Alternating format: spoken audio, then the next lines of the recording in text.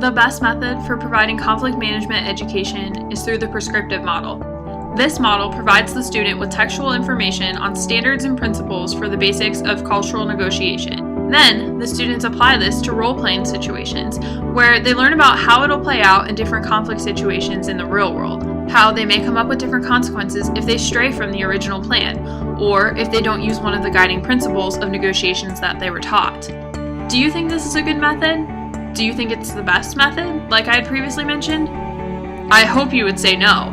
The problem with this model is that it assumes that there's no other valuable approach that can be applied to the situation. This closes off any chance for innovation, especially when conflicts can differ. Think about it this way. What if a doctor stopped questioning why? What if they said, "Oh, this medicine doesn't work.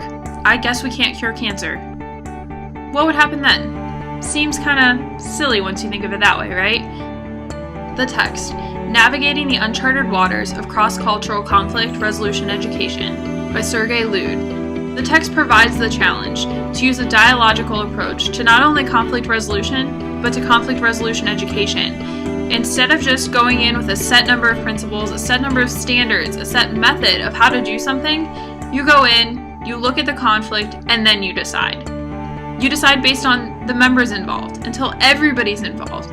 You take a look at every factor in the situation, whether it's their wants, needs, desires, background, history, anything. You take a look at all of that beforehand, and then you decide how to proceed. If you never engage with material or try new methods, you're going to meet an impasse. What works for one conflict does not necessarily mean it's going to work for every conflict. When it comes to conflict in cultural situations, it's all the more important to realize whose game you're playing and what different backgrounds are at play.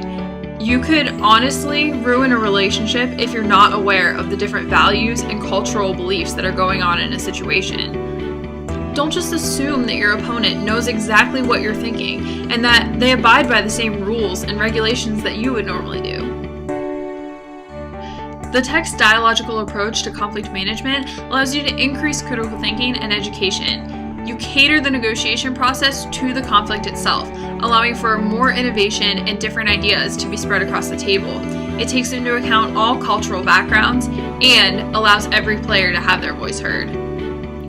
Culture shapes and reshapes the way in which conflict is perceived.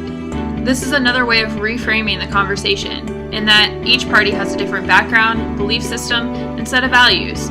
Culture can impact relationships, identity, and the possibility of strategies and processes in conflict resolution. After all, perception does shape our reality, and in turn, our decision-making. I leave you with this challenge. When approaching a conflict situation, don't just jump right in thinking you know exactly what you're doing. Take a step back. Look at the totality of circumstances. Look at the different cultural beliefs and differences that are at play in the situation, your opponent's values and belief system.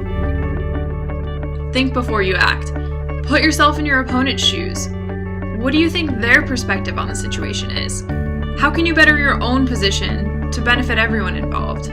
Best approach to conflict management or conflict management education is to engage.